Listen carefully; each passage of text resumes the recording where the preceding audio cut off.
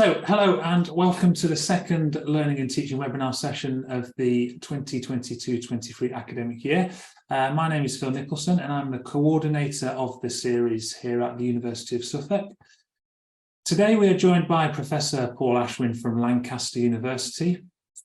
Paul is Professor of Higher Education and Deputy Director of the Centre for Global Higher Education. Now, Paul's research focuses on the educational role of higher education and in particular on the role of reflection in higher education contexts. Paul has published widely around these areas, including most recently the second edition of the Reflective Teaching in Higher Education, as well as a manifesto for transforming university education. Today, Paul will talk about the educational purposes of higher education. Paul will talk for around 40 minutes, with the remaining time allocated for some questions and discussion. If you have any questions or comments throughout the presentation, please do put them into the chat box and we will come to them towards the end. So without any further delay, I'll hand over to you, Paul. Thank you for joining us. Cheers, Phil, and thanks for that kind of introduction. So I'll just share my screen again. So can you see that? Yes, thank you. Great. Okay, so as Phil said, I'm going to talk about two things, reflective teaching and the educational purposes of higher education. I really look forward to the questions and discussion at the end. If there's other things you want to discuss with me, you've got my email address there and my Twitter address, and I'm always happy to kind of have further discussion. So let me know. And I said to Phil at the start that I'm very happy to share these slides, so don't feel you need to kind of note things down or take pictures. You'll have access to copies of the slides at the end. So I kind of want to talk through a number of things. I would say the talk is in two parts, really. The first is kind of looking around reflective teaching practices and what they are, and setting them in contrast, I think, to some myths of teaching excellence. And then the second part is kind of more focused on, okay, so if we're thinking about reflective teaching, why are we doing it? What's it for? What is it for? And then I'll finish off kind of discussing, okay, so what's the point of the argument that I've made today? So to start with the myths, here are 7 myths of teaching excellence that I think often get in the way of the way we think about the nature of teaching in higher education. So the first one is this kind of idea that excellent teaching is about spontaneous individuals who inspire their students, and often kind of teaching awards are kind of based on this idea of the inspirational performer. And I think this is a really unhelpful way of thinking about teaching in higher education. So first of all, teaching isn't spontaneous, it's planned. And secondly, I would argue that it's always collective. Even if we're teaching on our own, the bodies of knowledge that we're giving students access to have been formed collectively by many people over many years. So it's never really individual in that sense. And I don't think it's really about performance. It's about finding ways, designing ways in which to give students access to knowledge. And I think often one of the reasons I can remember when I kind of started as a lecturer, kind of the first few years I found incredibly difficult and exhausting, and I couldn't really do anything else. And I felt part of that was that I was kind of developing this teaching persona that kind of was like a version of me, but wasn't me, so that when things went wrong, and they did go wrong, it kind of didn't feel so personal. But also part of that persona is kind of like expressing my relationship to the field, which would be different from someone else's. So it's it's far more about giving students ways of seeing the bodies of knowledge we introduce them to than it is about performing it. The second myth is around the idea that, if you're an excellent teacher, you're always good. And then there are these other kind of bog standard teachers who never change. This sometimes forms itself in terms of an institutional strategy that can be described as where there's death, there's hope. The idea that once all these old people go, then we'll have the young dynamic people and everything will be better. Whereas what happens is the young dynamic people approach things in the way that the kind of more problematic people are seen to, because there are institutional reasons for that. Whereas I would say, that we all have experiences of teaching that go well and are productive, and we all have experiences that are disastrous. So thinking in terms of best practice in that sense is not helpful. It's about thinking about effective practices, and when things don't work, thinking about how we might improve them. The third is that sometimes people get very focused on methods and see innovative methods at the core of teaching excellence. So whether that's a particular form of teaching, whether it's problem-based learning or the flipped classroom, this view that the method's a thing. And in a way, any method can be used well or used badly. There's nothing in the method that is at the core of teaching excellence. It's far more about how we use any particular method thoughtfully in order to bring particular students into a powerful relationship to particular bodies of knowledge. And that leads on to the fourth element, that sometimes kind of people get very focused on student-centered teaching and student engagement, and that's seen as the key element of teaching excellence. To be clear, clearly literature around student-centered teaching was a very important corrective to kind of teacher-centered approaches that kind of very much focused on what the teacher did rather than what the student understood and what the student learned. But student-centered on its own doesn't give us enough, because it doesn't tell us about knowledge and how students are gaining access to particular forms of knowledge. Often we talk about student engagement without saying student engagement with what? Is it about student engagement with knowledge? Is it about students' engagement with the course? Is it about student engagement with the institution? And all of those different objects change the meaning of student engagement. So thinking simply in terms of the student doesn't give us enough to understand what good teaching is. It also, by focusing on the students, undermines the expertise of teachers. And I think it's really important that we own our expertise. Sometimes kind of people say things like, oh, my students know as much as I do about the subject. It's really exciting. And I think, well, if that's the case, why are you getting paid and they're not? So for me, it's really important that we're clear about the ways we are expert, and we use that expertise in order to support students to develop an understanding of the knowledge that's the focus of our particular program. The third one is related to the idea of assessment. Sometimes there's a view of, oh, well, students shouldn't worry about assessment. If they engage appropriately with the course, then they'll be able to pass any assessment. And actually, students are always concerned about the ways they're assessed. And if we have the right assessment designed in the right way, then there's no issue with being very clear about what that assessment will be from the beginning of the course. If we have an assessment that looks at the ways in which students create meaningful relationships to knowledge, then we can discuss those from the beginning of the course. And that's not being assessment driven, and it's not helping students to cheat. It's simply saying that in order to show your understanding of the course, this is what we're going to ask you to do. And whenever, as academics or as teachers, when we're working with our institution, we're rightly concerned about the ways we're assessed. We often want to know how the institution will assess what we're doing, and students are no different. The sixth myth is the idea that, well, I'd really like to be innovative, but, students won't let me be, because they're used to a certain way of working. And if I try and do something new, then they'll stop me.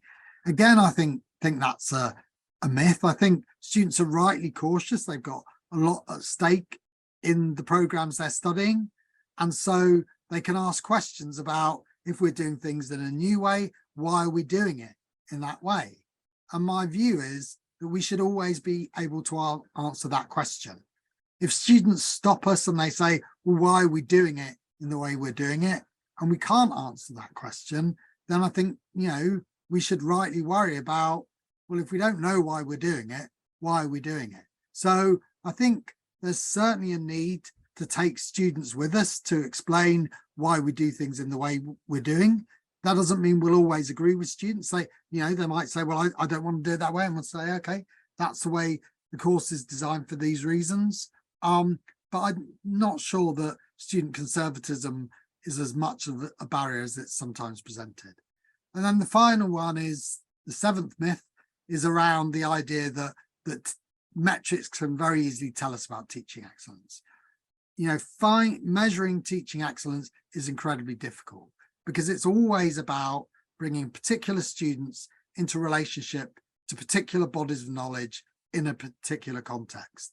And if any one of those things changes, then what is good teaching changes. If the students change, or if the knowledge changes, or the context changes, then we need to think about what we're doing. And this kind of local nature of teaching excellence means that it's incredibly difficult to capture through metrics.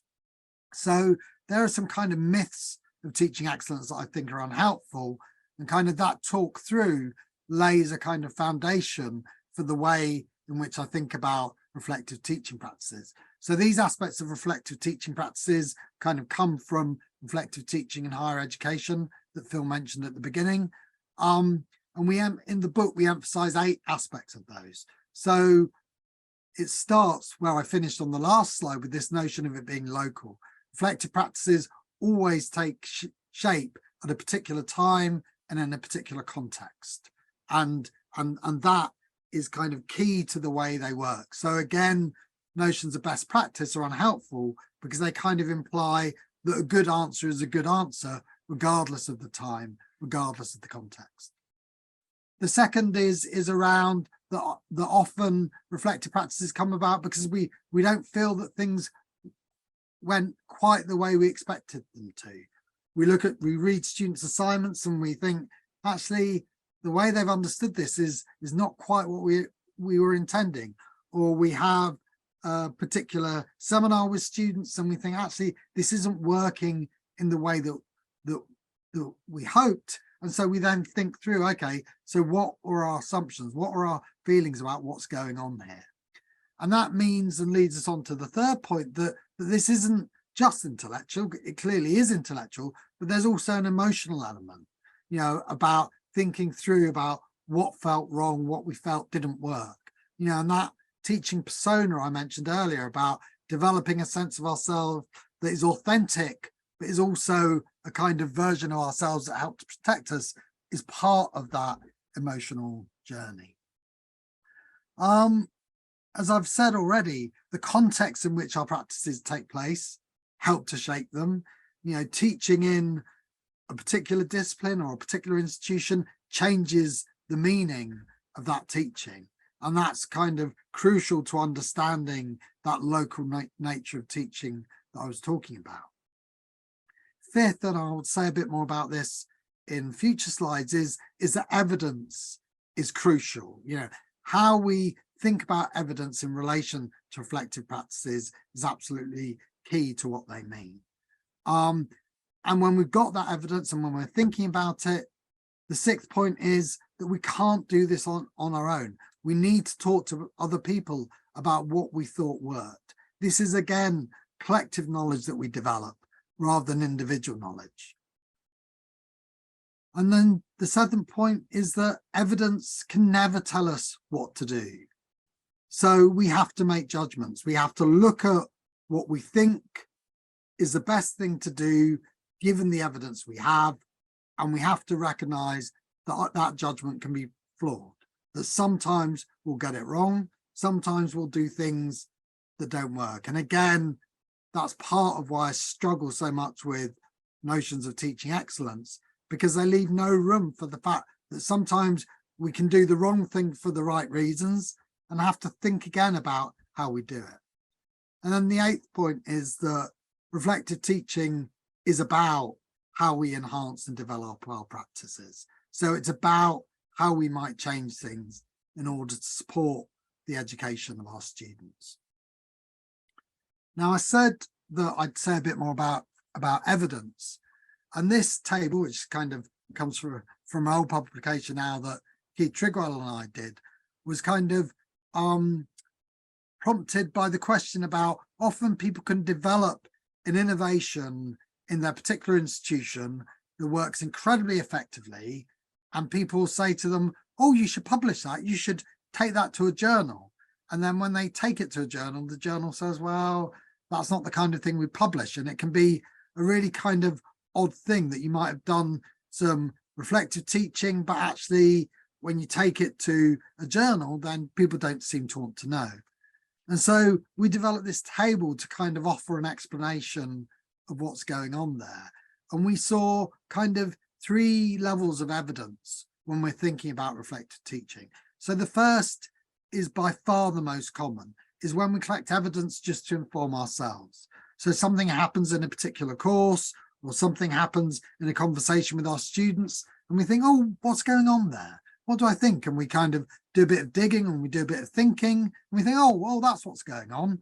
And we develop personal knowledge that we verify ourselves. You know, we can just make the assumptions and we deal with it. And that's by far the most common thing we do, and is completely appropriate for the lots of the questions we ask about our teaching.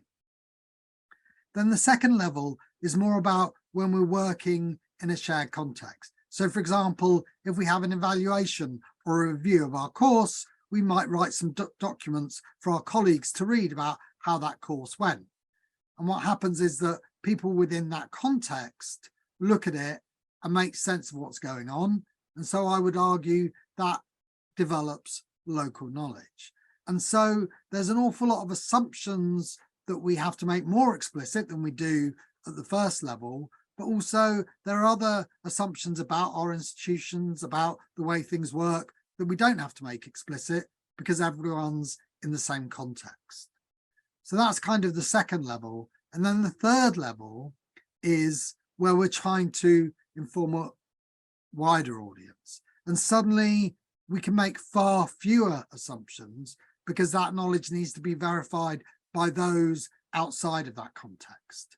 And so I would see that as leading to public knowledge. So the kind of answer to the question that I kind of set up in introducing this table was the reason that when you've got an innovation that works really well in a particular context doesn't translate easily into a journal article is because of that shift from local knowledge to public knowledge, that you've developed something that locally works really well, but when you try and translate it into public knowledge, it becomes much, much more difficult.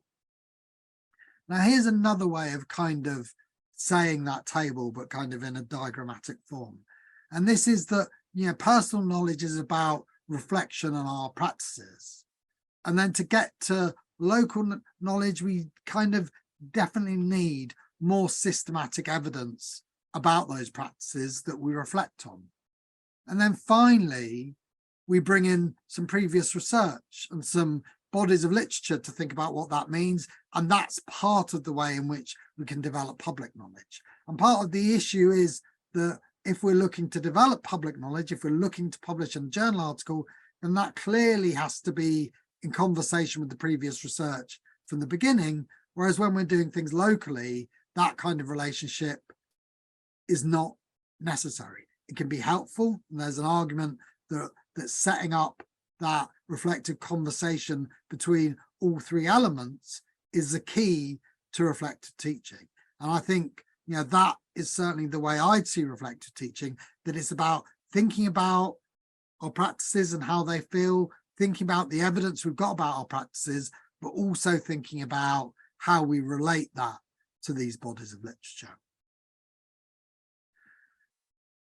Talked a bit about evidence. It's just useful to say that in this kind of context, when we talk about evidence, it's more useful to think about it in terms of a courtroom than a laboratory. So it's more about how we build a case about what is reasonable. It's more about, you know, kind of a courtroom argument for what we think is going on than it is a kind of laboratory proof of what's going on. And as I said earlier, because of that, it means that we always have to make a professional judgment about what we think needs to happen. The evidence is never going to tell us precisely what we need to do. So that's the kind of what is reflective teaching piece. The kind of second part is more about what's this stuff for? And I've recently found work that Lynn McAlpine and colleagues did really useful in thinking this through. So they did some research interviewing expert teachers about how they thought about their teaching. And they came up with 4 zones of action for teaching. A conceptual zone. I'm just going to pour this water so you can hear what I'm saying. There we go.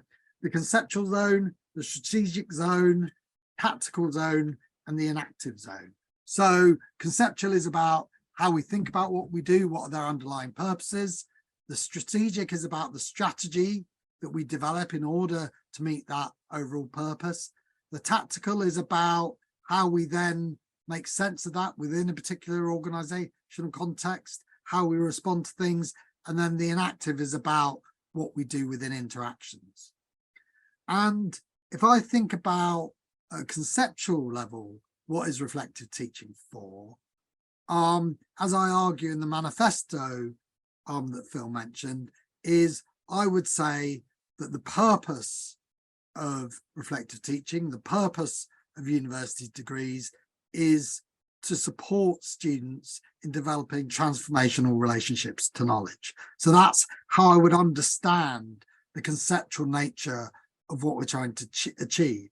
And this diagram, which it looks familiar and kind of deliberately so, kind of describes how I see the nature of a university education and its transformational power. So it's about students engaging with collective bodies of knowledge, and these collective bodies of knowledge changing what they feel they can do in the world.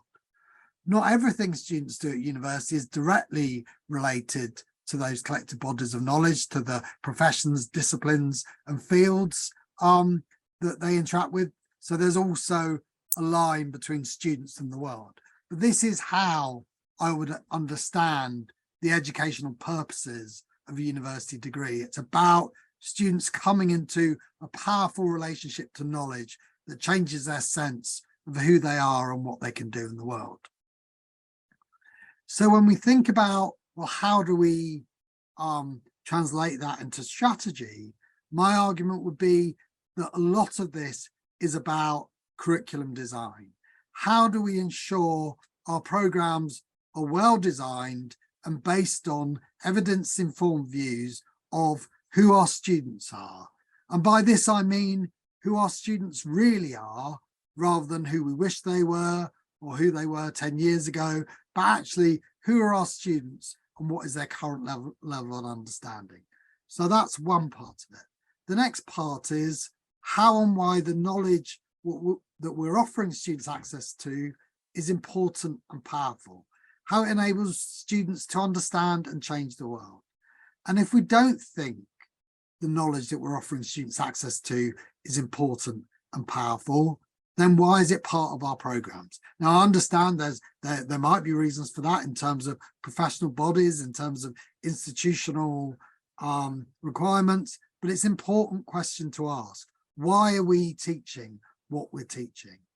And then finally, who do we think our students will become through their engagement with this knowledge? How will they contribute to society, which might include employment, but it also includes other things like contributing to their communities, working with community groups, contributing in wider ways to society. So that for me is how I think about the strategy that comes from the idea that conceptually we're trying to bring students into transformational relationship to knowledge. And as I've said there, this is difficult, collective and intellectual work. Sometimes we'll do things and they won't work, and we have to be open about that, and we have to then think about how we change things over time. But it's not something we can do on our own, and it's not something that can be done through bureaucratic measures. I was saying to Phil as we chatted before this session started that, if you give academics, if you give university teachers a form to fill in, then they immediately stop thinking. And I think that's a real problem. You know, what we want is we want people thinking carefully about the education they offer, and we need to find ways of supporting that. So that's the kind of strategic approach. In terms of the tactics of this, the third level, then these are questions that we might think about. And part of my argument here is that a lot of educational development, academic development, staff development, has different names in different contexts, is focused on developing individual teachers. And my argument would be that that's a mistake. Not that developing individual teachers is not important, but it's not the most important thing that educational development can do. I would argue that actually, if we could collectively review our curricula, if we had conversations between academics, students, professional bodies, learning technologists, quality people about why is this course designed in the way it is? How does it lead students to a powerful understanding? Then actually that would lead to a lot more educational development. You know, if you focus on individuals, then when those individuals leave, you tend to lose them. Often the research shows that when individuals do PG CAPS, they develop quite exciting new ways of teaching, and then they go back to their departments and teach in the way that everyone else teaches, because that's what's seen as the right way to teach. Whereas if you can change and develop curricula, then there's a curriculum text that has a longevity that is greater than any of the individuals. So these are some questions that are intended to support that thinking about any particular curriculum. So if we think about a program, then related to what I said at the strategic level, there's a sense of, okay, so for any particular program or module, on what basis is the knowledge being selected for inclusion, and who's had a say in selecting it? Secondly, what account has been taken of who the students are and what they know in designing curricula, and how will teachers use their expertise to support students' engagement with the bodies of knowledge that make up that curriculum? And it's not just about the teachers, it's also about under 4 the other resources. So are the students, teaching and learning interactions, readings, technologies, how do we bring these together in design that is intended to support students' understanding? Fifthly, you know, when we think about what we ask students to do on our programs, why do we think that's going to help them develop new ways of doing and thinking? You know, what's our theory of change here? Given the design of our programs, what is it about that design that we think is going to develop student understanding? And given how we think about that, how will we assess students' new ways of thinking in meaningful ways? You know, often there can be a kind of rhetoric to students about what we really value, your personal engagement with knowledge, and then we assess them in ways that has nothing to do with their personal engagement with knowledge. And clearly, assessment is, in the end, what students end up considering. So if we really want students to engage thoughtfully with knowledge, that needs to be what we assess. And then the 7th point is, well, what evidence has informed the design of the course and module? Part of what I'd argue for here, and it, you know, works different in different contexts, but you know, I think the more we think about programs as a whole and how they're designed rather than individual units or modules, the more we get things right. An awful lot of higher education institutions over-assess students, and they over-assess students because every module can think that it has to assess students on all of the learning outcomes for the whole program, rather than having a far more programmatic design that thinks about, okay, which parts of the learning outcomes are we going to assess in different elements of the program?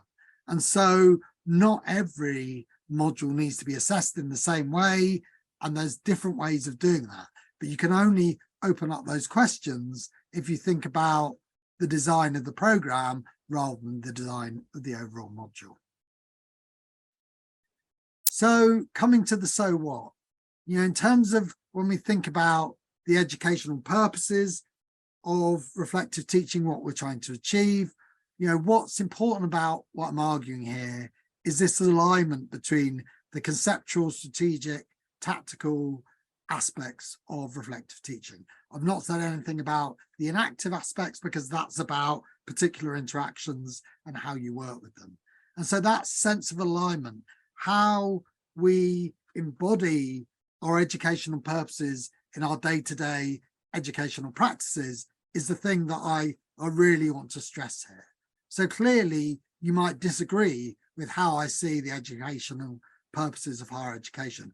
I'm talking at a very broad level about what I think university degrees, particularly undergraduate degrees, are trying to achieve in a particular program, in a particular course. Those educational purposes might look very different. So I'm not asking you to share my educational purposes. I'm asking you to think about, given your educational purposes, how do you express that through your strategies, through your tactics, and through your actions? So I hope that gives you a useful overview of kind of the way I think about this. What I'm hoping you'll do is to think about the arguments I'm making and how they relate to your particular context. And hopefully we'll have some useful discussion about, where you say, well, actually, Paul, this part for my context doesn't seem to work, or, looking at kind of particular aspects of that gap between the general level that I've talked about things and your day-to-day practices. So I hope that's helpful, and I really look forward to hearing your questions. Paul, thank you so much. That was absolutely fascinating. Very, very interesting. Okay, so please do fire off your questions to Paul. We've already got one that's come in, Paul, so we'll get started with Guillermo's question. They ask, is excellent teaching a matter of one or a few individuals against a flawed system? So can a teacher be better than his or her institution? So I think my response to that is part of the challenge. All right, yeah. So if you take the teaching excellence framework, the TEF, as the embodiment of teaching excellence at the moment in England, there's a sense of what that does is that tries to assess teaching excellence at the level of the institution. And actually, we know that's nonsense. We know that where educational quality resides is the level of the course, the program, not at the level of the institution. So in relation to the question that asked, so, any institution will have some brilliant courses and some courses that are quite problematic.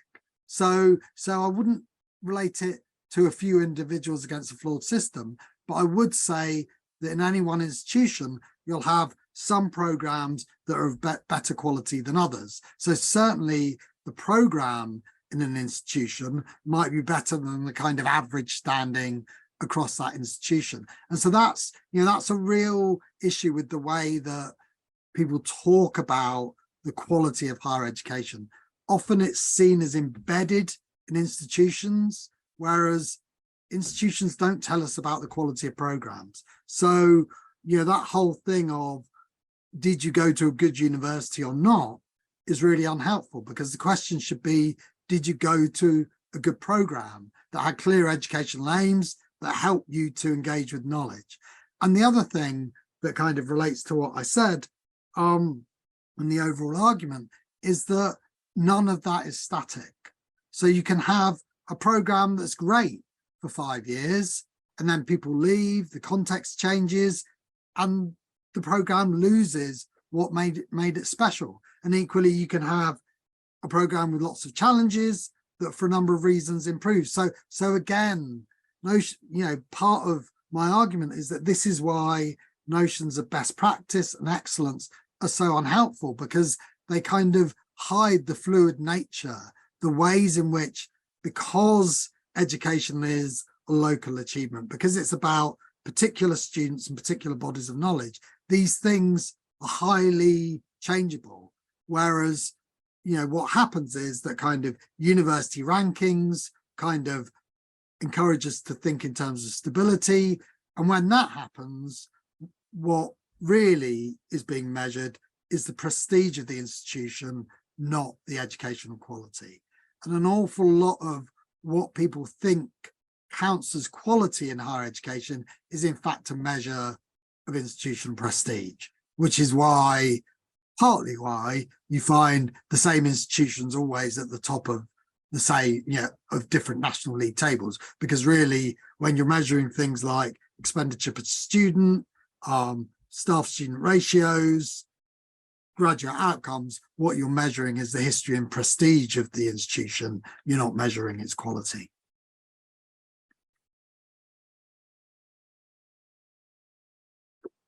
Okay, thank you. And thank you for your question, Guillermo. I have a question, Paul, and you spoke quite poignantly about that relationship between almost the why of higher education and how that links to the what and the how. What do you see as almost like the policy position on the purpose of higher education? Well, it depends. So policy is quite multifarious. So I would separate out kind of ministers from, say, the Office for Students. Certainly in the whole way the ministers talk about higher education, it's about graduate salaries, and getting a certain level of salary. The problem with that is that all the evidence shows that the social privilege of the student, the institutional prestige of the institution, the place in the country where students are located, all play a far greater role in graduate salaries than the quality of education. So, you're kind of measuring the quality of education in terms of something that actually is not directly influenced by that quality. So that's really quite problematic. With policy, when you get to the Office for Students and talking to those kinds of policymakers, there's an awareness of that, but there's a kind of sense of being caught between what they're being asked to do by ministers and what the sector wants to do, and then a lot of the challenge around this is higher education has not been great in evaluating its own quality and in terms of talking about that in honest ways. So, for example,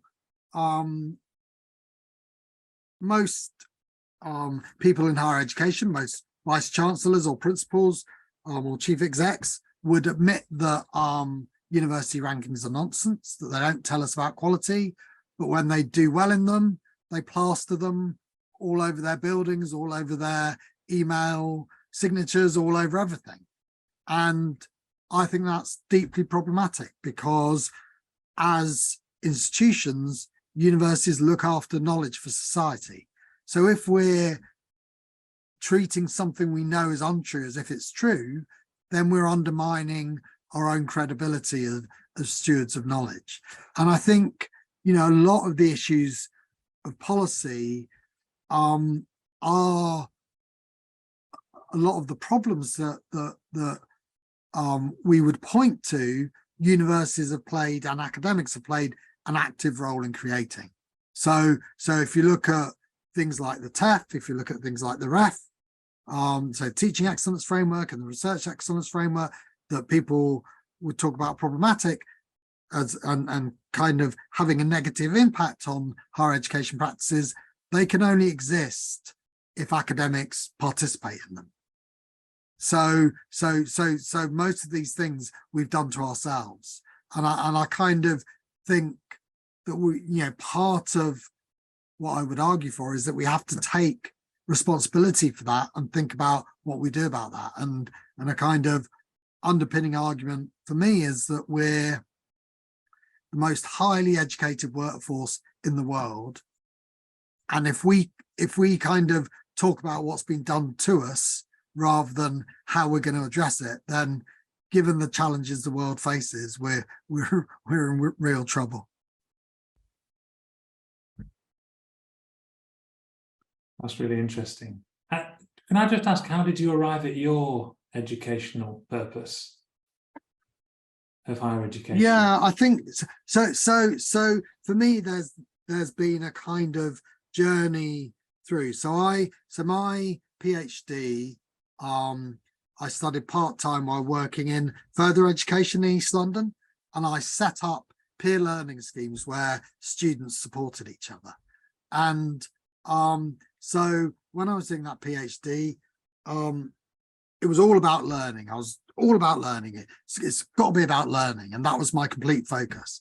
Then I moved to do a postdoc at the University of Oxford, where I was researching teaching and learning at Oxford. And as I did that, I kind of thought, oh yeah, teaching might be quite important as well. Oh yeah, maybe it's not just about learning, right? Maybe there's something about teaching that we need to think about. And then I did some more work, and then I kind of really thought, actually, knowledge and curriculum are really important. What is this knowledge? How is it transformed into curriculum? And so it kind of shifted. It was still about learning, it was still about teaching, but actually thinking about curriculum and knowledge became really, really important. And then the kind of step where I am now is thinking, but what does it mean to educate students? And that's where I've reached now, is this question of when we think about, when we say to students, come, we've got really exciting knowledge that can do things for you, and we're offering them an education, what does that mean? And kind of the focus of the manifesto is that when you look at public discussions of going to university, it's all about what are the economic arguments, what might be the social arguments or the political arguments. And what I'm trying to do is to say, well, they're all valid arguments, but actually educationally, in terms of offering an education, what is it that we're trying to achieve?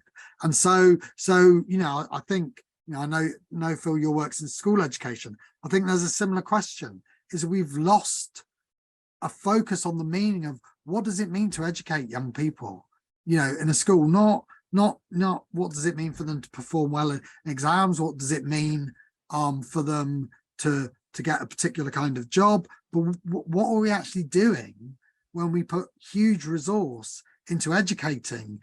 There's a kind of element for me of kind of our mass compulsory education is a huge democratic achievement. It's an amazing thing to have in a society, but educationally, what are we intending to do with that?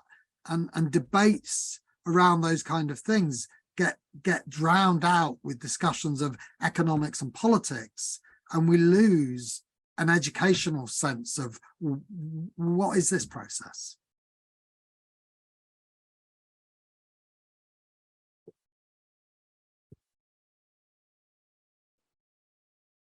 Thank you so much, Paul. It's fascinating. Do any of the audience have any further questions? We have about 10 minutes left, so please do type them in the chat. So Christian has asked, thank you, Christian, is there a reason the concept of pedagogy is not mentioned here? Well, I mean, I always, I try within my way of thinking about things to keep things as simple as possible. So I know that some people find pedagogy a really powerful term, and it's not that I don't, but it's, for me, it gets in the way. When we're talking about education and introducing students to knowledge, I kind of, I don't find that I need pedagogy to talk about that. And that's, that reflects the way I talk about it, that, certainly for other people, and when they talk about their educational purposes, pedagogy would be key. So it's more that I kind of, if I was to talk in terms of pedagogy, I'd want to know why I need that term. And I kind of, clearly there's different meanings of pedagogy. For some people, it always refers to educating children, and so they don't like it. For other people, it has a whole theory attached, but there's different meanings of it. So there's almost a sense for me that using the term pedagogy kind of mystifies and makes less clear rather than clarifying. But that doesn't mean that so in terms of offering an explanation of what my argument is, I don't find it useful, but I can certainly see that for some people, their identity as a teacher and the notion of pedagogy is key. And as we were saying in the conversation we had before the start, Phil, what I think is really important within any educational offer that students have is that they encounter different approaches to the same body of knowledge, that they get to see how different people have developed their own personal relationship to that body of knowledge.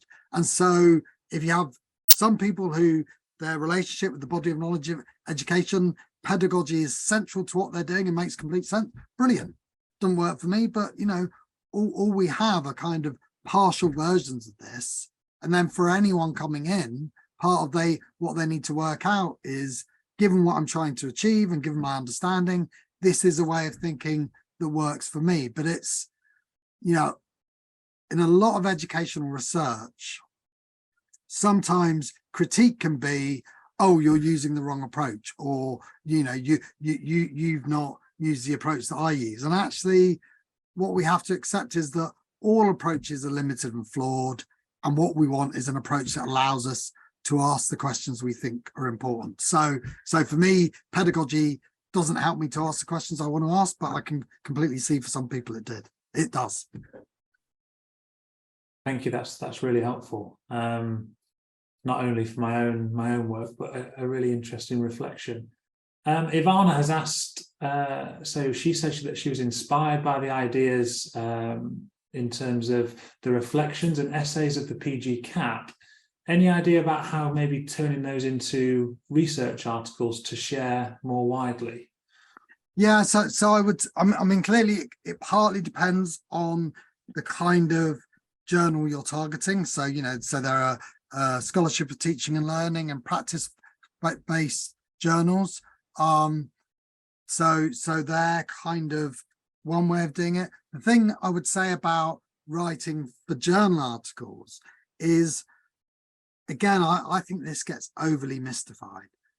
All a journal article is an argument for an original contribution to knowledge. So all that journal article is doing is identifying a gap in the literature, showing how the form of analysis used addresses that gap in the literature, and making an argument for why that contribution is original. And so in a way, they're far less about whole fields of work, far less about general educative understanding than sometimes people coming new to them can understand them to be. So, so my advice would be understand that particular purpose of journal articles. And if you write in that form that's very much about, this is the original contribution to knowledge, and I've designed the whole piece around that, then you're far more likely to get it published than if you kind of write in this more general sense. Clearly, it depends on the journal, and the main thing to do is to look for a journal that kind of publishes the kind of thing you've got, and then always, when you send it off, make sure you've included a number of references to articles in that journal, so that you're saying to the editor, look, you've published stuff like this before. Because that's kind of one of the things they will think about, and particularly the volume of submissions journals get these days. That they need to desperately reject a lot. So there's a lot of value in making it clear that a journal has published the kind of thing you're doing. That's really good advice. I was frantically making notes there. Lefaway has asked a question. So thank you for the insightful conversation, Paul. How can one evaluate the impact of curriculum and review the quality of education? Yeah. As I've said, that's something that's really hard. And what we have to do is to draw on the limited forms of evidence we have. So we'll have things like feedback from students. From the NSS, we'll have how students performed in their assessments. We'll have our own personal experiences of how the course ran, and we kind of bring those different forms of evidence together, and we say, okay, do we feel this has worked in the way that we thought it would work? So it's kind of about the other thing I would say. So, you know, so sometimes when people get things like the National Student Survey, they see that as, okay, so that's what's going on, and how do you address what's going on?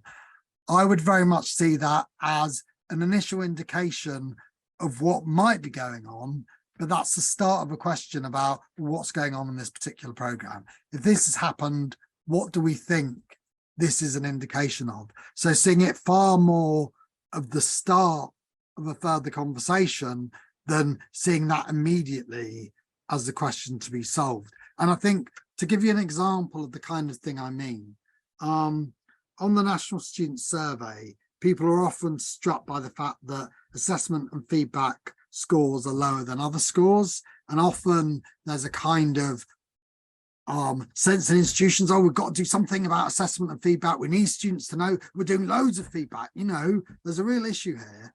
And you can kind of almost end up with these institutional solutions that are like, okay, what's going on here is that students don't know what feedback is. So what we need to do is we need to let them know when they're having a feedback moment. So let's have T-shirts that say, this is what feedback looks like, and then they'll know. You know, and it's, you know, it's just nonsense. It's not the students don't understand what the words are. You know, might be in a few cases, but generally that's not what's going on. What's going on, I would say, is that feedback is only feedback if students use it to improve their work. So what we have to decide is, well, how do we design our curricula to help students to use the feedback in future pieces of work? And then they will experience it as feedback. And we know from plenty of research that if students get a mark and some feedback, they read the mark and they don't do anything with the feedback. So, for example, one way of dealing with this is to separate out formative and summative feedback. So that what you do is you ask students to submit a draft of their assignment, you give them some formative feedback on how they might improve it, they submit the final, and then you give them the mark with very limited feedback because you've already done that. And then you're immediately asking students to use the feedback to do something else. So I would see questions around assessment and feedback as issues of program design, curriculum design, not of an issue of students not understanding what a word is. And I'm laughing because there was an institutional meeting where something similar happened on a different item, where so often the kind of institutional response is, oh, students don't understand the words. That's the problem is, rather than trying to think in a creative way about, well, what might be causing this? And you know, and I think, you know, kind of formative feedback can feel like a tragedy because, as I've said, a lot of programs over assess. Tutors spend, or lecturers, teachers spend loads and loads of time giving feedback that students never use. It's a complete waste. It's kind of awful. So to me, there's a real incentive to get that right. And that conversation you have through assessment with the student, where you're commenting on their piece of work, you're commenting on their personal relationship to knowledge, is one of the most important things you do as a teacher. So really thinking about how you use that precious resource most effectively, rather than kind of what happens in a lot of contexts, people roll their eyes and say, oh, students never read the feedback. But all that time that we've wasted on it, you know, to me, we need to design things so that they have to use the feedback. Otherwise, what a waste.